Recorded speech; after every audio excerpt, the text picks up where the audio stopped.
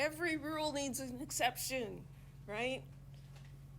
The octet rule has several exceptions.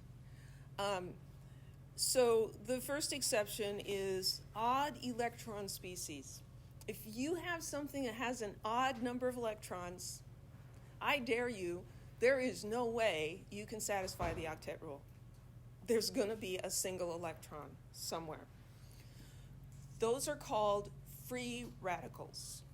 And that one single electron that's not in a pair as a bond or a lone pair is extra reactive. And so free radicals tend to be unstable, and we don't like to have them in our bodies because they undergo undesirable reactions. So people talk about this will reduce the free radicals. It's actually chemistry behind that. So let's draw the Lewis structure for my favorite compound. No! NO. No. Okay. Well, there it is. An N and an O. Count up electrons. Nitrogen has 5. Oxygen has 6 valence electrons. 11. Odd number. We cannot satisfy the octet rule. What do? We just do the best we can. So I've got 11. Here I'm starting with 2, 4, 6, 8, 10, 11. What can you do? We can do better than this, though, right? Here, the nitrogen has 7 electrons, which is close to 8. This oxygen only has 5. I'm sorry, 6. I was counting something else. So we could make a double bond, right? We could take a lone pair from nitrogen and share it with oxygen. Now at least the oxygen has an octet.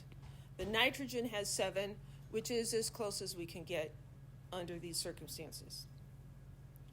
Well, we could also draw this with oxygen having the odd electron and nitrogen having the octet. So that would be a form of resonance because we're just moving electrons around. So at the bottom there, it says, just write the best Lewis structure possible. Place the odd electron to minimize formal charges. If we look at this guy, here we have oxygen has an octet and 2 bonds. Guess what its formal charge is? 0. And if we look at it, cutting this in half, oops, that's the wrong one. We'll do that one next. Oxygen brings in 6 electrons and leaves with 2, 4, 5, 6. So that's a 0 formal charge on the oxygen. Here's nitrogen. Nitrogen brings in 5 electrons. And how many would it leave with? 2, 3, 4, 5. 0 formal charges. Let's look at this one over here. Here we have nitrogen with 2 bonds and an octet, but nitrogen likes 3. So this guy's going to have a formal charge. Nitrogen always brings 5 electrons, and it's going to leave with 1, 2, 3, 4, 5, 6. So this has a -1 formal charge. Oxygen, this one has 2 bonds, but it does not have an octet. So that's not going to be a 0 formal charge either. Brings 6, leaves with 1, 2, 3, 4, 5. So this has a formal charge of +1, which is the better structure, the left one. Lower formal charges. Any questions?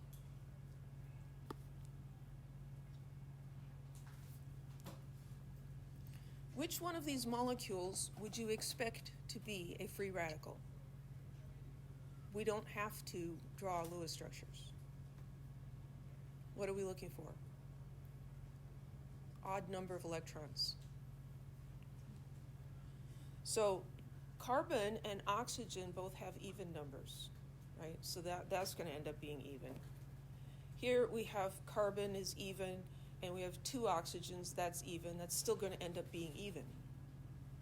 Here we have nitrogen, 5 valence electrons, but there's 2 of them. So that's 10 plus an even 6. Chlorine is 7, oxygen is 6. 7 plus 6, 13. It has an odd number of electrons. Okay. Another way to violate the octet rule is with an incomplete octet, meaning fewer than 8 electrons. Boron does this. It will form compounds where it only has 6 electrons, and it's okay with that. So draw the Lewis structure for BF3.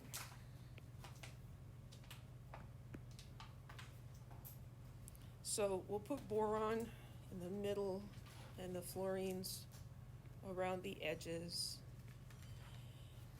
And so boron has 3 valence electrons, and we have 3 fluorines, and they each have 7, so that's 24. So we have 2, 4, 6, 8, 10, 12, 14, 16, 18, 20, 22, 24.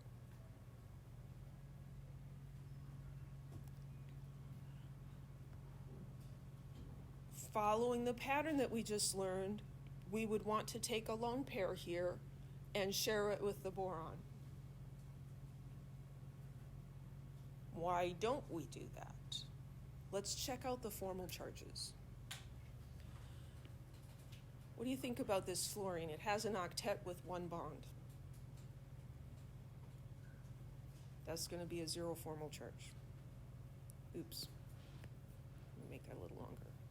Because if we cut that guy in half, fluorine brings in 7 and leaves with 2, 4, 6, 7. Let's cut these other guys. These guys are all going to have 0 formal charges. What about this boron? How many valence electrons does boron have? 3. And breaking it up like that, it would leave with 3. 0 formal charge.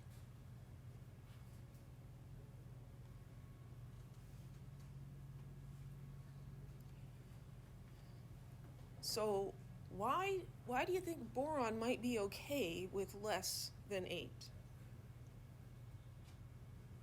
Why are hydrogen and helium okay with less than 8? Because they're little, right? Beryllium is one of the smallest elements. So beryllium is satisfied with 6 electrons. Now that doesn't mean that yes, that is boron, thank you.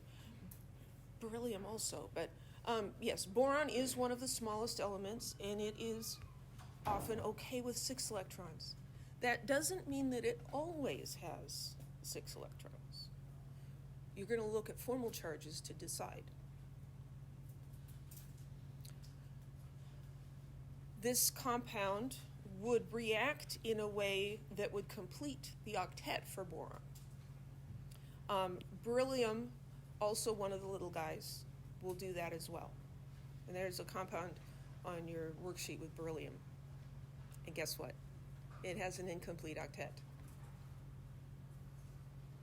On the other side is an expanded octet more than 8 electrons. And this can happen in elements in periods 3. And the way this is described, there's no good way to describe it. If you talk about elements in period 3 and above, they're meaning higher than 3, like 4, 5, 6. But if we look at the periodic table and we see period 3 and above, that makes me think of period 1 and 2 because it's above 3, right? Expanded octets are for the big guys, right? Incomplete octets are for the small guys. There's just not enough room around them for all those electrons. The bigger elements can have expanded octets. So let's look at these guys. So arsenic bonded to 5 fluorines. So we're going to put all 5 fluorines around the arsenic, and I'm going to spare you all the counting.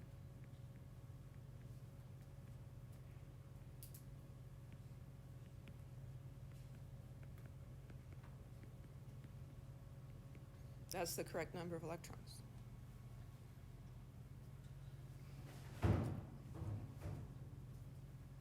What are the formal charges?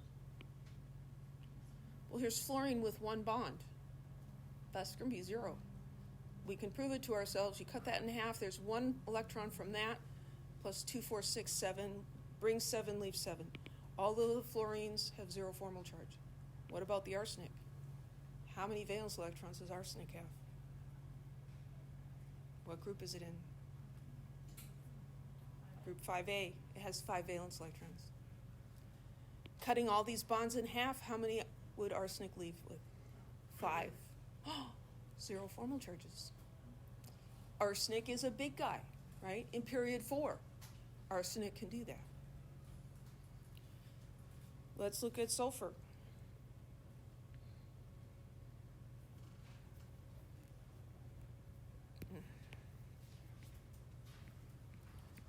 This one says that sulfur has 6 fluorines around it.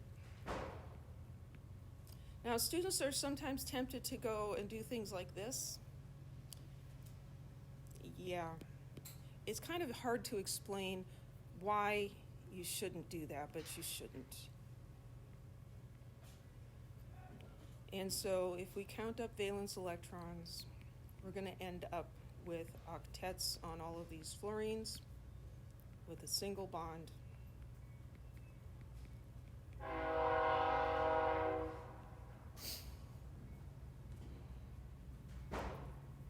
And the way to help yourself out is, maybe write these on the side. This is the Lewis structure for fluorine, the atom, 7 electrons. There's 1 single electron. That tells me fluorine is going to have a 0 formal charge when it has 1 bond and an octet. So all of these have 1 bond. They're all 0 formal charges. What about the sulfur? It brings in 6 electrons. If we cut the bonds in half, how many does it leave with? 6. 0 formal charge. If we draw these any other way, without expanding the octet, there's going to be formal charges all over the place. So both of these are stable compounds. And what's happening here, we'll learn more about this in the next chapter, is elements in period 3, 4, 5, 6, they have d orbitals. And so the way it expands to hold more than 4 is it expands into the d orbitals. The smaller ones, they have an s and 3p orbitals. That holds a maximum of 8 electrons, right? So period 1 is 2 electrons. Period 3, 8 electrons, can't hold anymore.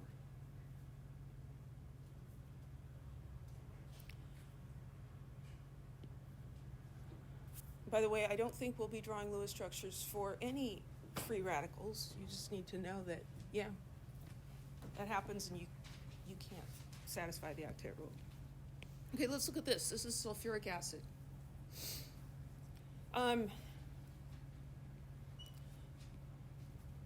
So we're going to put sulfur in the middle and oxygens around it. And I'm just going to tell you this is how they are. This is an oxyacid, right?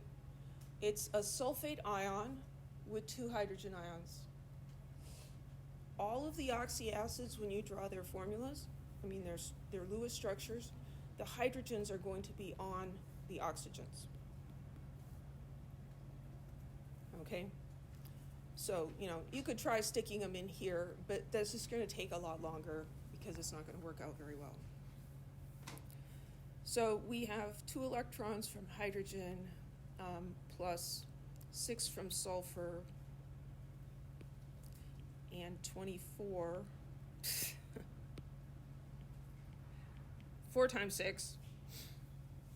So that's what, 32? Please correct me if I'm wrong.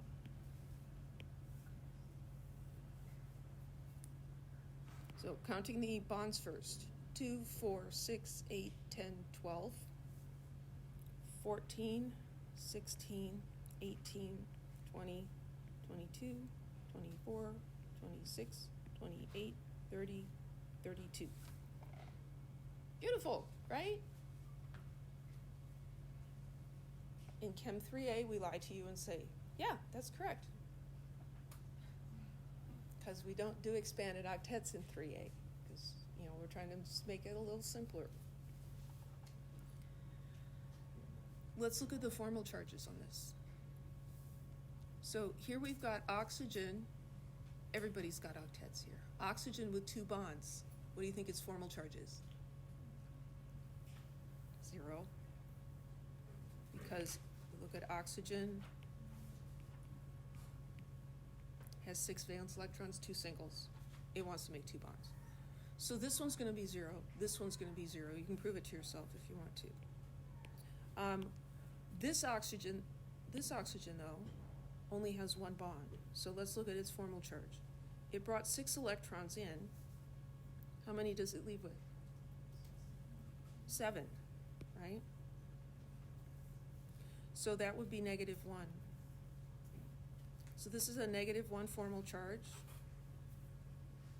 And then what's this one going to be?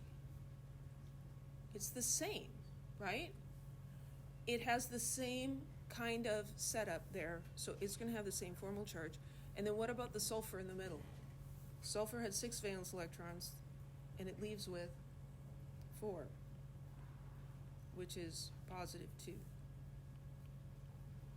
All the formal charges add up to 0, so we probably did it right.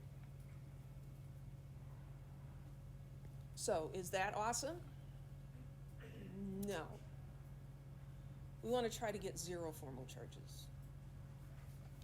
So, this being +2 tells me sulfur needs more electrons. This being -1 tells me that oxygen is getting too many electrons when everything breaks up. Is sulfur in period 3, 4, 5, or 6? Yes, it is. Sulfur can expand its octet. So what we're going to do is we're going to take a lone pair from this oxygen that has too many, and we're going to make it a bonding pair in here.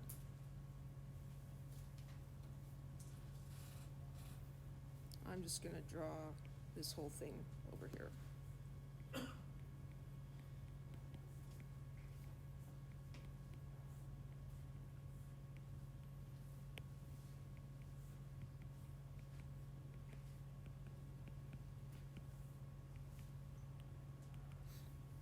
So I'm going to take a lone pair from the oxygen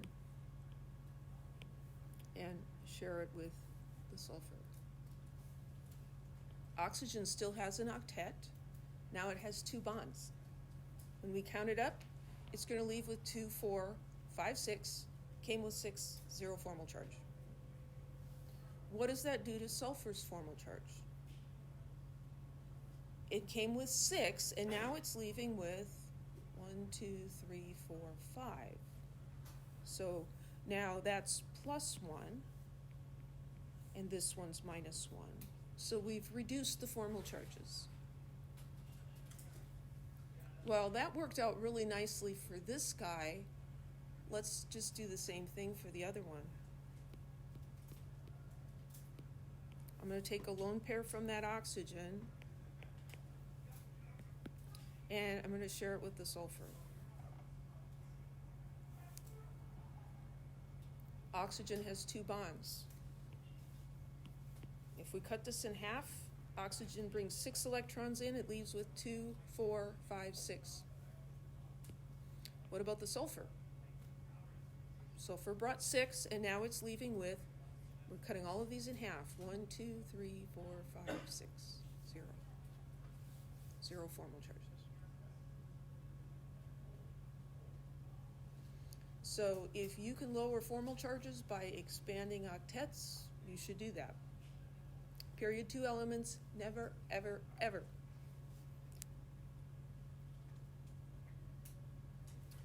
So, writing Lewis structures for compounds having expanded octets. So, xenon fluoride.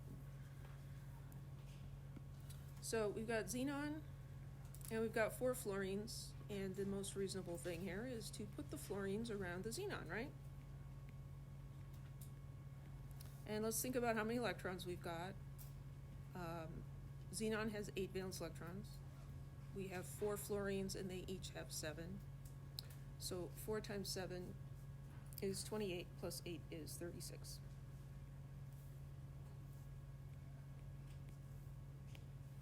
So over here, 2, 4, 6, 8, 10, 12, 14, 16, 18, 20, 22, 24, 26, 28, 30, 32. Huh. I have 4 more electrons. Who should I give them to? Xenon. Fluorine's too small, can't handle an octet, expanded octet. But xenon can. So we can just squeeze 2 lone pairs on the xenon.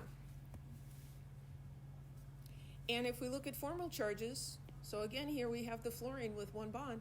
Those are all going to be 0. Let's look at the xenon. It brings 8 in. How many does it leave with?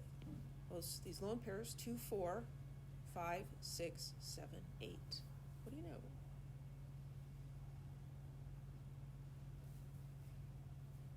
Write the Lewis structure for H3PO4.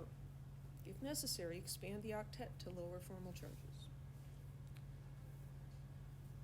So this is an oxyacid, right? So we have this element in here, that's going to be in the middle, and the oxygens are going to be around it, and where do I put the hydrogens? On the oxygens, because that's how oxyacids are. So I have 3 electrons from hydrogen, I have 5 from phosphorus, I have 24 from oxygen. 32?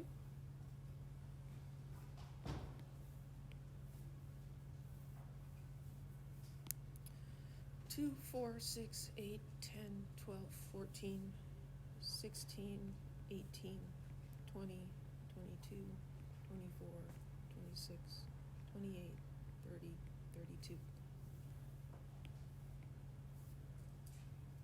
It's so tempting to stop there. Everybody's got octets to get the right number of electrons. What's wrong? Formal charges. These oxygens both have 2 bonds. That tells me I don't need to check them. They've got octets. This oxygen has a single bond, only 1 bond. So if I look at the formal charge, it brings in 6 electrons, and it would leave with 2, 4, 6, 7. That's going to have a formal charge. If I look at the phosphorus, phosphorus brings in 5, leaves with 4. So the only one here that can expand its octet is the phosphorus. So I'm going to take a lone pair from the oxygen, and I'm going to share it with phosphorus to expand its octet. Now I have oxygen with 2 bonds. You can count it all up, that's 0. And now I have phosphorus bringing in 5 electrons and leaving with 1, 2, 3, 4, 5. 0 formal charges. Okay?